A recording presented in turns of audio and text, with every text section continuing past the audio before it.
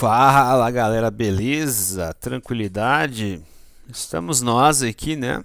Para mais uma aula, né? Nós estamos aqui para quê? Estamos para mais uma aula. É isso aí. E nós estamos para parte 2 da questão ambiental mundial, beleza? Nessa parte 2 nós vamos trabalhar com o efeito estufa, convenções e protocolos. Então, nós vamos concluir aquela aula iniciada, né, ontem. Digo ontem porque, né, estou aqui tendo como referência o terceiro ano do Colégio Anjo da Guarda São Rafael.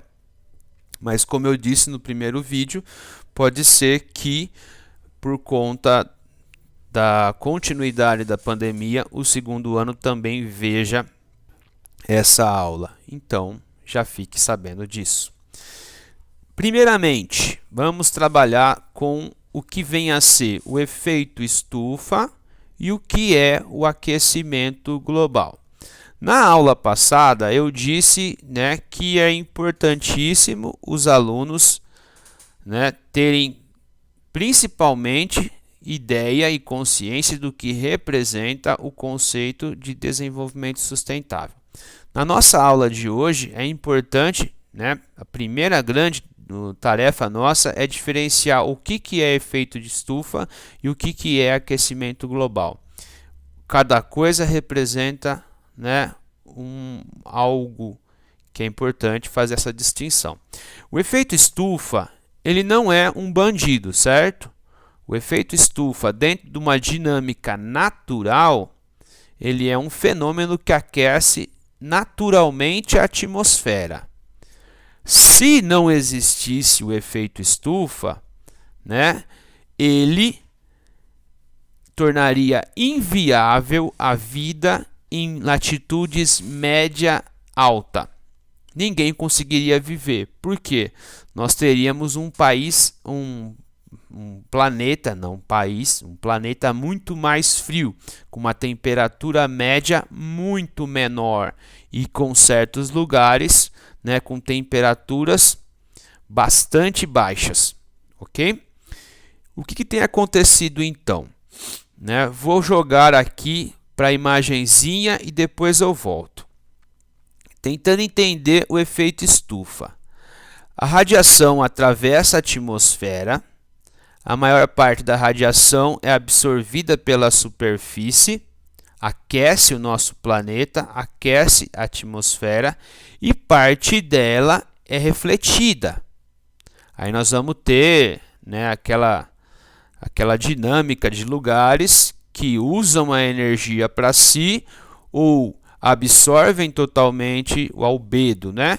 Ou absorvem totalmente a energia ou reflete. Então, parte dessa energia solar é refletida de volta para o espaço. Então, dentro da nossa atmosfera, existe, né, nessa camada de ar, existem alguns gases e existe o CO2. Então, o CO2, ele naturalmente está presente na atmosfera e ele consegue absorver essa radiação que está refletida e ele gera aquecimento. Então, o efeito estufa ele é positivo quando, né, ele retém energia e ele aquece o planeta, certo? Então, naturalmente ele aquece e traz condições para muitas áreas, né, para que muitas áreas sejam habitáveis. O que acontece então quando nós, né, vamos voltar aqui então para o nosso slide anterior. Desde a Revolução Industrial, nós estamos, por meio de desmatamento, por meio de queima de carvão, vegetal, mineral, queima de combustível fóssil, lançando gases estufa, certo? Nós estamos lançando CO2, CO e outros gases que vão potencializar o efeito estufa. Então, nós estamos colocando mais combustível no efeito estufa? Então, a causa, nós estamos lançando mais gases estufa. Qual é o efeito? O efeito estufa maximizado, trabalhando mais e trazendo temperaturas mais altas. Tá certo? É causa e efeito. Então, quanto mais CO2 nós produzimos, maior será a temperatura. Então, essa é a equação. Então, nós vamos ter muita gente dentro da comunidade científica internacional, né, colocando que o homem é o principal culpado pelo aquecimento global. Então, fechando o raciocínio aberto lá atrás, o efeito estufa, dinâmica natural. O aquecimento global é o resultado da ação do homem ao longo da história, do século XVIII para frente, de lançar mais gases, né, que vão trazer mais poder para o efeito estufa. Então, na leitura de muitos, né, cientistas, como do IPCC, o homem é o principal culpado. Então, na indústria, no trânsito, na agricultura, nas queimadas, na geração de energia, né, o homem lançou e lança diariamente milhares de toneladas de gases estufa, que vão maximizar, né, o poder, né, o de trabalho do efeito estufa, e isso vai gerar o aquecimento global.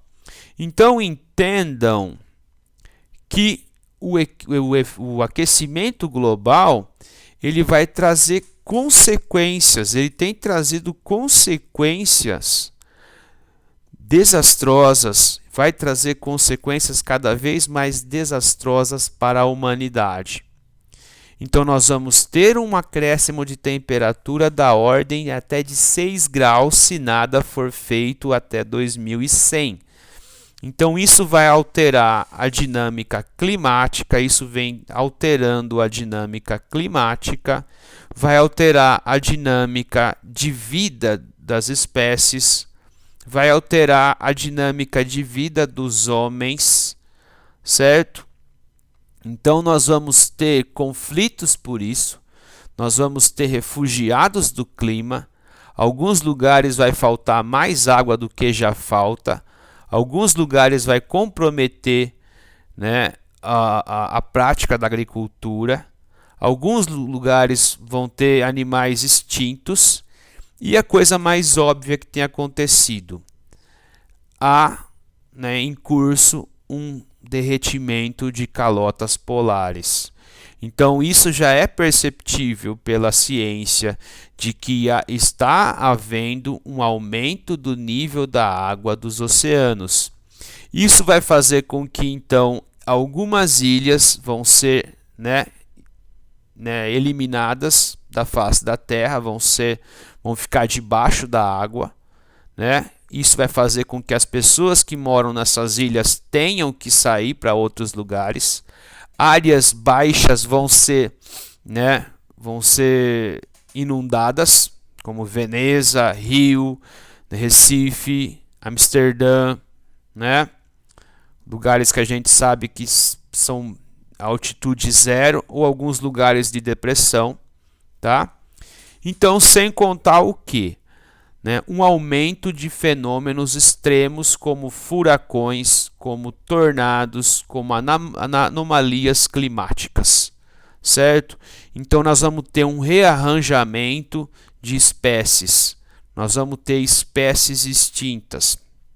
Então, alguns cientistas dizem que o número de furacões nos últimos anos, de ciclones, né? Tem vários nomes, ciclone, furacão, né, tufão, diz que o aumento do número desses fenômenos é, né, claro. E aí os cientistas tentam trazer uma relação de causalidade entre o aquecimento global, né, provar isso cientificamente, entre o aquecimento global e o aumento desses fenômenos. Veja, notícia de 15 de abril, aquecimento global faz plantas migrarem para montanhas. Então, tem certas áreas de montanhas, por exemplo, como os Alpes, que antigamente ficavam com neve o ano inteiro. Hoje, alguns meses ficam sem neve. Isso é problemático porque tem certos países que dependem da água de degelo. Certas regiões, então pensar, por exemplo, a Califórnia, que é um estado rico dos Estados Unidos, que depende de uma agricultura de irrigação. E cada ano que passa, né, existe menos produção de gelo nas suas montanhas, que implica no que? Na época do degelo e uma quantidade menor de água, certo? Então isso tem afetado a manutenção da irrigação, o comprometido parte da irrigação dos lugares. Veja aí algumas imagenzinhas que vão mostrar, né, alguns cartoons.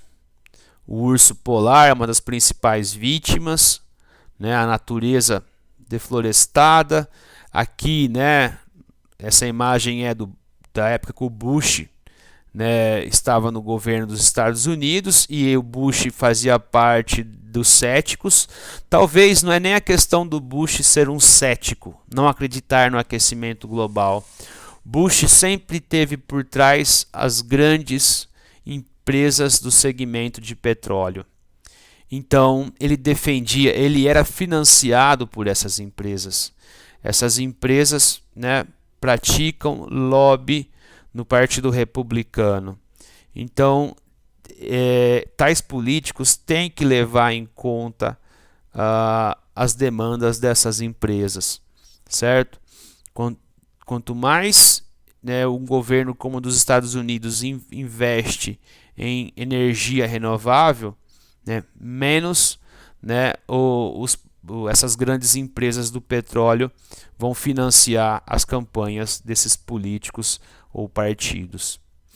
Veja a imagem de um urso polar raquítico, porque ele não consegue caçar, ele não consegue ter um livre trânsito, então o acesso a alimentos fica prejudicado.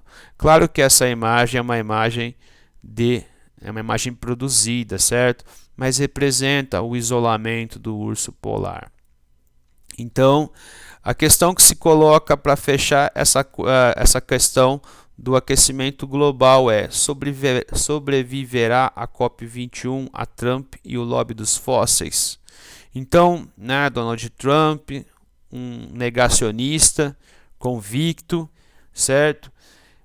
Nesse Twitter de 2012, antes ainda, né, de entrar a ser presidente, colocando com que o aquecimento global foi uma criação dos chineses, né? Assim como ele também disse que o coronavírus é uma criação dos laboratórios chineses. Vamos, enfim, para conferências, convenções e protocolos, para fechar a nossa aula. Recomendo a vocês que façam uma linha do tempo dessas conferências, convenções e protocolos. Eu sempre faço isso, né? Quem está no terceiro ano comigo já fez, então vai se lembrar. Por que isso é interessante? Porque mostra a evolução desse debate, né? Mostra como que esse debate evoluiu ou involuiu, né, nos diferentes tipos de problemas ambientais que o mundo enfrenta, tá? Então, estabelecendo as diferenças. Conferências são encontros ou reuniões que trazem autoridades e lançam um tema para se trabalhar. Então, vamos ver aqui que certas conferências, elas trabalharam com um ou dois problemas, né? Ou mais problemas, dependendo da conferência. Mas, em geral, né, as que têm mais sucesso é que trabalham com um problema só, né, como a questão do aquecimento global. Convenção ou tratado são acordos firmados por autoridades. Então, dentro de uma conferência, pode-se chegar a uma convenção, que pode-se chegar a um tratado, que é quando os países se comprometem, né, a lançar políticas para combater problemas, questões, ok? Então, o que são os protocolos? Protocolos são documentos que contam as medidas, metas, né? Maneira de se comportar, maneira de lidar com o problema, né? Então, nas convenções, esses protocolos são debatidos e são aprovados, certo? Então, sempre aqui vai se, dentro de um protocolo, enfrentar um problema, né? Como nós temos o protocolo do Covid-19, como que a gente se comporta com ele, né? Então, isso foi debatido pela comunidade científica. Então, nessas conferências, né, quem que vai? Políticos, chefes de Estado, chefes de governo, ministros, deputados, senadores e principalmente, né, gente, cientistas. Porque são os cientistas que conhecem os problemas. São os cientistas que lançam luz sobre o problema, entendem o problema. São eles que vão prescrever as coisas. Não são os políticos que devem prescrever as coisas. Os políticos vão colocar isso no papel, nos tratados, nos protocolos, certo? Mas a última palavra em matéria de elaboração do protocolo é do cientista, certo? Então, isso é extremamente importante. Para vocês entenderem do que eu estou falando, todo esse debate que envolve o uso ou não da cloroquina, né? Trump, Bolsonaro, quem tem que falar se a cloroquina é ou não, né, útil ou aplicável é o cientista, é o médico e não o político. O político tem que ouvir o seu ministro da saúde, que deve ser um médico, que deve ser um cientista. Ok? Então, isso é de suma importância. Veja aqui, né? Na linha do tempo que eu estou lançando, alguns marcos. 72, Conferência de Estocolmo, representou o grande marco inicial de esforços globais para combater problemas ambientais. Aqui já se tinha uma ideia da poluição produzida pela Revolução Industrial, já se começava a debater o aquecimento global, porque é um fenômeno estudado desde a década de 50 nos Estados Unidos, por cientistas dos Estados Unidos. Vejam que em 87, nessa linha do tempo, foi criado o desenvolvimento sustentável, né? Veja que em 92 aconteceu aqui no Brasil a Eco 92, se trabalhou sobre muitos temas, extinção de espécies, aquecimento global, né? Preservação das florestas. Então lançou a Agenda 21, né? Lançou a Declaração do Rio. Então pensou, né, já no desenvolvimento de matrizes energéticas mais limpas, tá?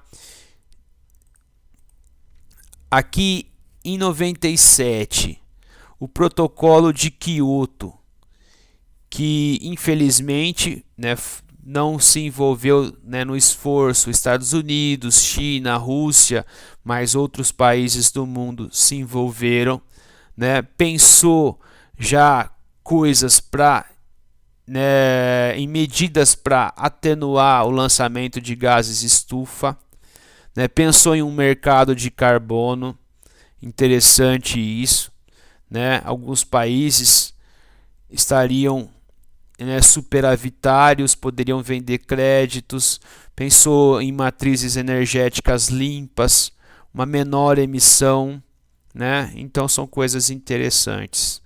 Algumas conferências que a linha não aborda. Montreal, que tratou da questão da destruição da camada de ozônio. A camada de ozônio que vem se regenerando, ela foi parte dela é destruída por conta do uso de um gás chamado CFC. Então, em 85, 87, isso foi amplamente debatido, né, e rapidamente se chegou a medidas de contenção do problema com o banimento do CFC. 2000, Cartagena, Colômbia, normatização da biotecnologia, previu, o amplo uso de royalties com uma medida de minimização do impacto, dos órgãos modificados ou, por exemplo, do uso de combustíveis fósseis. 2010, Nagoya, Japão, financiamento para ações ligadas à biodiversidade. Então, um plano para tentar manter, a biodiversidade.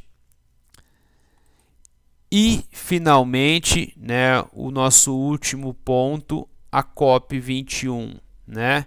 Então, representou na França em 2015, representou a aprovação de um acordo global. Isso tem que frisar aqui. Enfim, um acordo global, um compromisso global para combater um problema global, o aquecimento global. Então, um reconhecimento internacional de que é um problema que pode afetar o futuro do nosso planeta, as sociedades que vão vir ali pela frente, Então, a intenção é desacelerar o aquecimento da Terra, prever a substituição de matrizes energéticas, sobretudo as fósseis, que colaboram, principalmente com esse problema. Então, uma ideia de que em 30 anos nós tenhamos economias carbono zero, ou seja, que não usam, a queima de combustíveis fósseis, ou carvão mineral, ou carvão vegetal. E principalmente, os países ricos que poluíram mais, comprometendo com o financiamento, de matrizes energéticas mais limpas de países mais pobres. Então, um esforço global, principalmente dos países mais ricos, para tentar reverter esse problema. E como nós citamos, no comecinho, uma pena que os Estados Unidos deixaram um acordo em esfera federal, Mas podemos ter talvez isso revertido se Donald Trump não for reeleito. E o Brasil, qual será a sua meta? A presidente que assinou, o acordo foi Dilma Rousseff.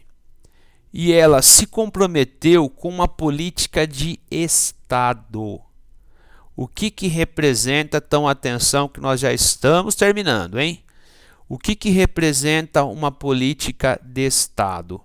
Independentemente de quem esteja no governo, se é fulano ou beltrano, o Brasil apresentou a meta de diminuir as emissões de gases de efeito estufa em 37% até 2025 e em 43% até 2030, tendo 2005 como ano base. Nós estamos fazendo a lição de casa? Interrogação. Eu diria a vocês com total tranquilidade, não. Certo? Desde o início da nossa crise, quando ainda Dilma Rousseff estava no poder, mas muito fragilizada, o desmatamento tem crescido, as queimadas têm crescido, sobretudo nos últimos 2 anos, ok? Então, isso está para todos verem. Isso está, né, monitorado via satélite. Então, não cumprir com essa promessa, o que representa isso? Representa que o nosso país, né, perante a comunidade internacional, não é um país que respeita os acordos, certo? Então eu estou aqui, né, trazendo uma visão dos fatos, não é uma visão política. Claro que, né, todos sabem que, né, não há identificação ou sintonia da minha parte com o governo, mas uma questão é não ter sintonia e outra coisa é a preservação do patrimônio natural ou o honrar ao compromisso internacional. Então, não honrar esse compromisso representa, né, uma violação, né, desse envolvimento, um descompromisso com aquilo que havia sido assinado e, obviamente, né, representa a perda da nossa riqueza natural, ok? Então, já é muito evidente na ciência que a floresta de pé vai trazer muitos mais recursos para o nosso país do que a floresta ausente, a floresta eliminada, tá? Então, independente se é Dilma, Temer ou Bolsonaro, nós teríamos, ou quem virá pela frente, nós teríamos que buscar, né, atingir essa meta, tá? De eliminação cada vez maior das emissões de gases estufa. E isso, infelizmente, não vai acontecer se nós continuarmos com o processo de desmatamento, de queimada, né? Deixando a boiada passar, tá certo? Né? Entendedores entenderão. Muito bem. Abraço a todos. Não me xinguem. Amo vocês. Até mais.